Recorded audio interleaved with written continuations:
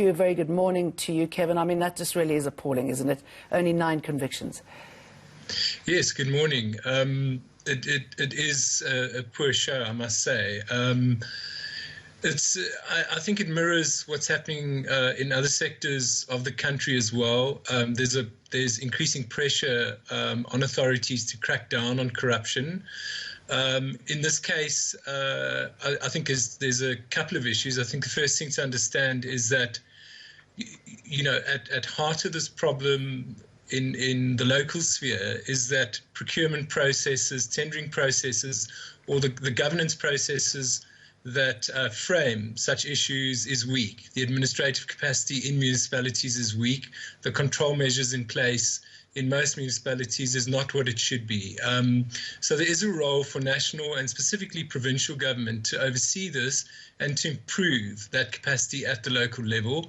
That's not to make an excuse. I think there are a lot of cases which there's very clear corruption and very clear fraud, and there should be prosecution from all sectors. And another key issue is the political will to do this. We've known for a long time that in a number of provinces there's a lack of political will to drive forward a public campaign of cleaning out corruption and cleaning up fraud and that sort of issue. And this is very apparent. Why is there no political will? Is it because so many people are involved that if you expose one of your colleagues, possibly you'd be next?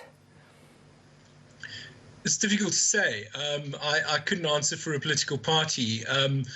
I think it is possibly partly that. I think in some provinces, and I think possibly with the VBS case, which we're all aware of, there is possibly an issue there where senior colleagues are taking a stand to protect other colleagues. And I think if there were more transparency in the VBS case politically, that case would be proceeding quicker. Although, on the other hand, I think the message from the NPA, the National Prosecuting Authority, is that the VBS case is proceeding. But, I think that lack of political will is very apparent there. And it's difficult to say why. I think increasingly now the political culture in the country at all spheres of government, national, provincial and local, is that there is a lot less appetite to let things slide. I think the public has also had enough of corruption and fraud at a local level. I think also that corruption at a local level is in many, many cases very clearly linked to service delivery protests. And these service delivery protests are a problem. They haven't been a problem in this era of COVID-19. In fact, service delivery protests have been almost completely absent because people haven't been able to get out of their houses. But there's no doubt that they've started to increase again. That's what our data is showing.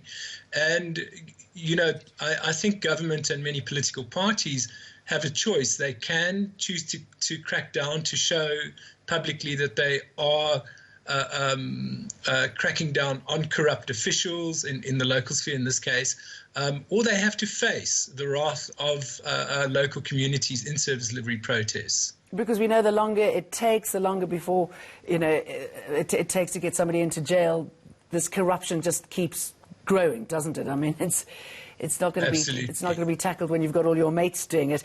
What does it say about South Africa's smart laws? Well, I think our legislation is good. Our policy and legislation, or our legislation and then our policy framework and the regulation flowing from the legislation is good. It is a really solid framework. I mean, I'm one of many people who spent many years both working on this legislation and observing it as a policy person. And, most recently, we have now the Public Audit Amendment Act, which puts in place a set of teeth for the Auditor General to follow up on irregular expenditure, etc., and to prosecute in terms of that act. And that's sitting already. We have in place things like the Public Finance Management Act, which has lots of legislation, in fact a Systems Act as well, where there is a framework within which it's very clear that people can't carry out corrupt activities. But again, until authorities take action in terms of legislation. Now, the Auditor General, I must say, has indicated, the Auditor General has done a very good job of pointing out where irregular expenditure is taking place, unauthorized irregular expenditure is taking place over a number of years. And his frustration is such that he's actually enacted more legislation so as he can follow up on this and actually take legal action in these cases where expenditure has not been authorised or is irregular. Okay, so the legislation is good. We're going to have to leave it there. Good to talk to you. Sorry to interrupt. Thanks.